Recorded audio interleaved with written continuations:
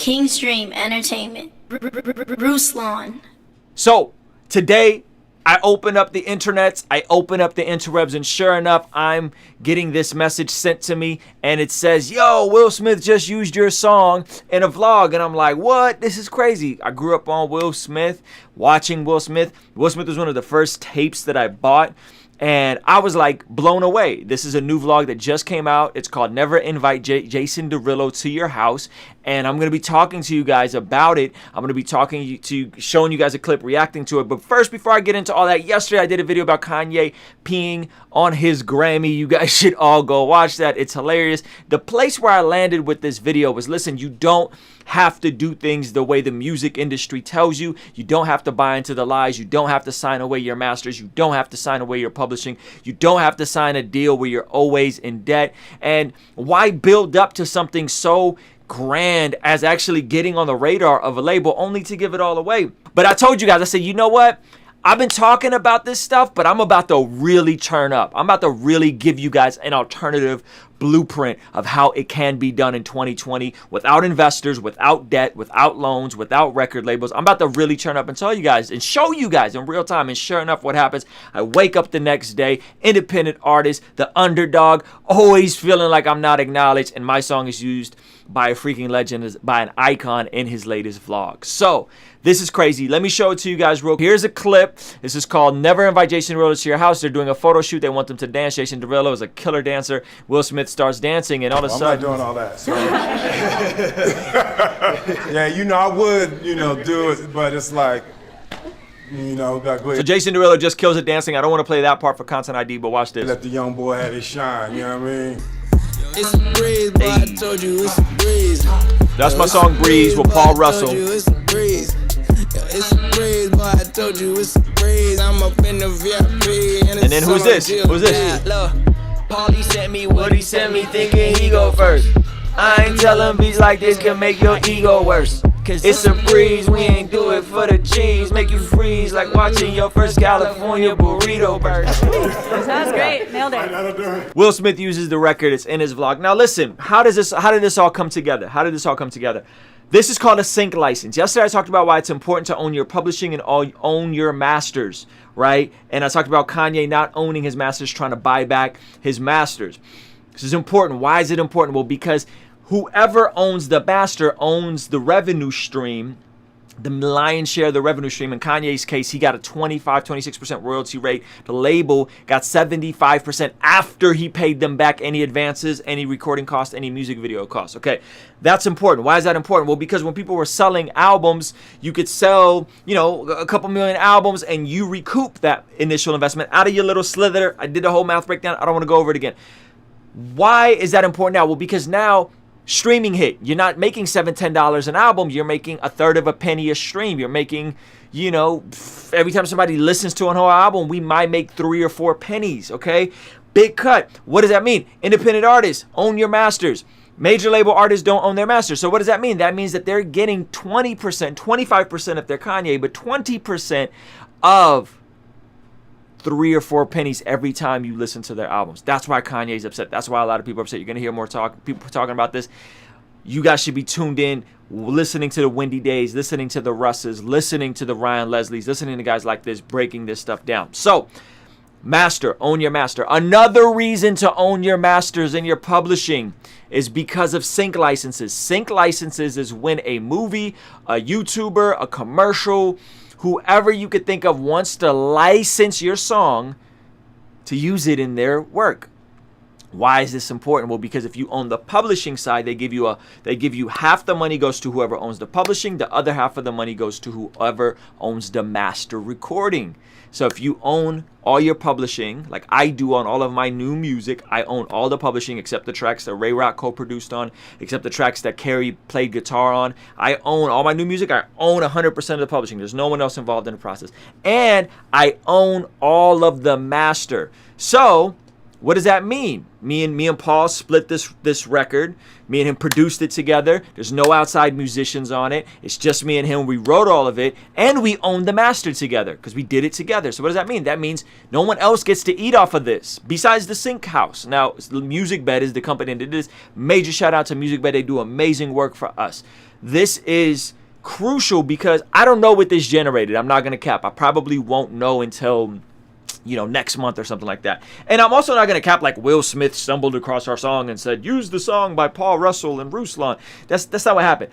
An editor has a membership to MusicBed. MusicBed is a subscription, and people go in there and they're licensed songs. And just so happens that we make some of the flyest hip hop on MusicBed, and our music is clean, it's family friendly, and we've been there for a while. We make really good music, and we touch that algorithm, so we move up the MusicBed algorithm, and boom, that's how it goes. This is not pre-recorded, Joseph Morales, by the way. Stop talking crazy.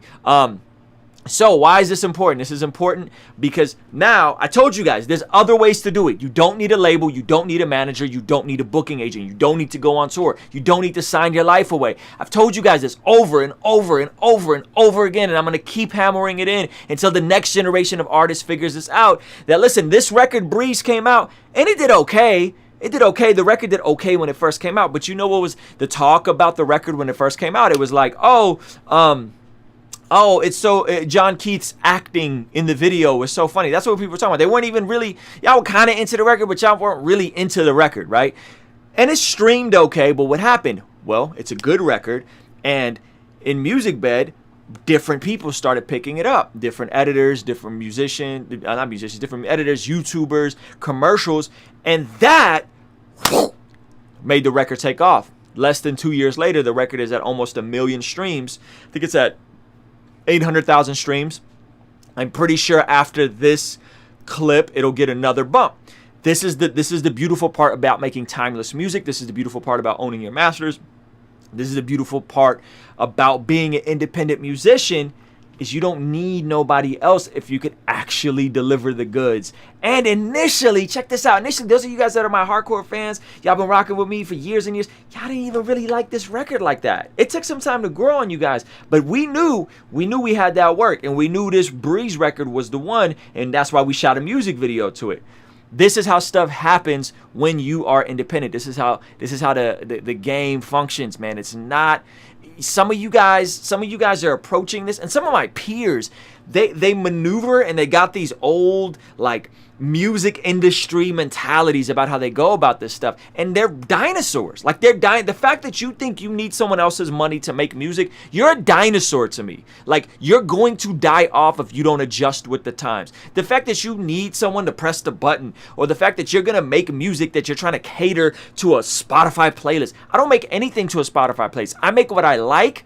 And I know that I know I have good taste because I'm fly, right? I make what I like, and I surround myself with people that are flyer than me, like Paul Russell, like Ray Rock, right? And we deliver high quality music. And I don't care if Spotify don't play it at all, because you know what? I don't live off of Spotify money anymore. I live off of other revenue streams, and I got enough revenue streams that is diversified. And I'm giving you guys not as a flex, because if I wanted to flex, I'd pull open my bank accounts right now. I'm not trying to flex. I'm giving you guys this information right now to understand that there's more than one way to skin a cat, and all these cornballs, all these dudes that are stuck and needing a label and needing somebody to give them a budget, needing somebody to give them an opportunity. Guys on labels now, a lot of my peers, they're dinosaurs. This is gonna fade. This is gonna fade. I promise you this is gonna fade. So be encouraged. Be encouraged. Now, I'll give you guys the particulars. How did I develop a relationship with MusicBed? I'll be very honest with you. I knew that out of music, I knew I had to have a couple different revenue streams. What are those revenue streams? Well, obviously, iTunes sales, physical sales, Spotify, DistroKid money. That's a big one. And we still make money there. Don't get it twisted. We still make decent money there. In the multiple 5 figures every year, I'm getting bags from you, from DistroKid, STEM, TuneCore still. Okay, so we still make money there because you guys do still listen to the music. I knew that revenue stream was important. I knew distribution was important. So that's why we put out music, right? We put out music, we promote it. Another revenue stream is merchandise. We know merchandise is important. Merchandise is genius because it almost is replacing the CD. It doesn't cost that much to make, and people really embrace you who rock with your music, and they own it, and it becomes their jersey as well. That's dope. We know we have to get the merchandise on locked in. Another revenue stream is touring. Well, guess what? When I had a family, I said, I'm done touring. And the other revenue stream is sync licenses. We haven't gotten into features. We haven't gotten into Patreon. We haven't gotten into YouTube money. We're not even going to talk about that stuff. We're not going to talk about it. We're just going to talk about those 4. And I knew sync licenses were important. How did I know? Because I saw the Humble Beast guys when I started. They started their label about 3 years before I started King's Dream. I knew how important sync licenses were. And you know what I did? I started praying. Legitimately started praying that God would open doors with a sync licensing company to let us walk through that door, because I saw where this was all going. I may have not understood what MusicBed was going to do and start a subscription for creators to use, but I saw this was going. I saw it so much that, you know what I started doing? I started sending Gary V my music early. I'm talking 2014, 2015. Until this day, if I want to break a song on one of Gary V's vlog, I have that relationship with D-Rock because I was early before everybody knew who'd get. And that's why Gary V follows me on Instagram. That's why D-Rock follows me on Instagram. Boom, I started sending music to Gary V. Gary V started using my, or D-Rock started using my songs on the vlogs. You can go back. Gary V's vlog with Nipsey Hussle. Guess what song is playing? It's a song called Clock In, right? I had vision. You can't buy vision and you can't buy taste. I had enough vision and I had enough taste. So I started praying. God would open a door, right? Open a door in this. And then Thomas from Humble Beast introduced me to one company. They were cool, but I realized that the money I was getting from my Do For One album from MusicBed, I was getting the same money from them in 2015 per month that I was getting from this company over here every quarter. And I was like, okay, you know what? I'm bringing everything to MusicBed. And MusicBed took a bigger cut. MusicBed takes a big cut off the top. They take half. Right? But I knew it. I saw where they were going. I knew the people. And you know who introduced me to MusicBed? It was somebody. I was at a free show. I was honoring my buddy Jeff Moores. I think we were doing something at their thing. It was like a youth group, young adults thing called the J. And their worship leader had a few records on MusicBed. And that was like, yo, you should plug with these guys. They're new. They're young startup. I said, I'm in. He made the introduction. They loved us. We hopped on a couple calls. I met them in person. I went to their offices. I was like, yo, a lot of these dudes is Christian, but they're really servicing stuff. They liked that we were Christian and that our stuff wasn't overtly preachy, but it was clean, right? Then when we had our big show in Dallas, you guys could go watch did I ever put out that vlog? Maybe I should put out the vlog. I think there's a clip of it on my Instagram. We did a show in Dallas. The MusicBed guys came out. It was super dope. I say all that to say, I saw where this was going. I had a vision for it. I prayed about it. And I really knew I had to get my foot in this door. And that's how it happened, right? And that's how it happened. And so I come out with music, and a lot of times we don't stream very well because I don't be paying to get on playlists, right? I don't be trying to make music for playlists. I stopped doing that. I make the music that I like to make. I make the music that I think my fans will find valuable, and this was one of those records, and that record's almost at 1 million streams. I think it's at 750,000 on Spotify alone. There's another record from that album called Friends, which also did very well. Drake's video game team, Drake owns a video game team, super random, used the song Friends on a vlog. Boom, that song exploded. This stuff happens, man. So when I tell you guys, stick to your guns, stick to your plan. Do the things that you believe you're called to do in this music thing. And not just in music, but I mean like in whatever you're doing, whatever type of art you want to create, whatever type of media you create, know the revenue streams. Know where the money's coming from. Best believe. But I say all that to say, Kanye's contract, all this stuff. Why do these labels want your publishing and want your masters? Because when that movie calls them and says, we need this song for this thing, guess what? If they own the master, remember, you get 100% for the publishing, you get 100% for the master, right? So if a $10,000 bag comes in and a label owns the master, they get $5,000 off the top. Now imagine if you're Kanye and you're getting your music placed in the biggest song, your songs placed in the biggest movies, right? Then you're not talking about a $10,000 bag like we're getting $10,000 bags, and we've had multiple 5-figure months with MusicBed, but we're talking about hundreds of thousands of dollars. The label gets half off front because they own the master. Imagine how much Kanye's music is going to get used in movies 10 years from now, 20 years from now. They're trying to paint a nostalgic feel. Ooh, what about that Kanye West record from Late Registration? Boom, the label owns the master. They get half of that up front. The publishing is Kanye, whoever wrote on it, the sample clearances, right? So there's another reason. If you're trying to get into sync houses, stop sampling. Some of you guys are still using uncleared samples. Stop sampling music. If you're a producer, stop using splice loops and not altering them and changing the key and filtering them and doing stuff to make them your own. You guys have to be looped into what's happening and where the industry is going. So why does your publishing and your masters matter? Because there might be some dude that makes some blockbuster movie and he might stumble across one of my songs 50 years from now. I may not even be here from now. And you know who's going to get a bag? My son, my grandkids. This is why this stuff's important, yo. Because you could pass your publishing and your masters down to people. And I'm not no rock star. I'm not no multi-millionaire. We gonna crack 7 figures. But I'm not on no multi-billion dollar. You know what I mean? I'm not Kanye. I'm just a independent dude out here. I'm getting it. I'm making videos. I'm making the music I want to make. And listen, this stuff I'm passing down to my kids. I'm passing down to my grandkids. This will consistently create residual, real, passive income for people. This is real. This is real.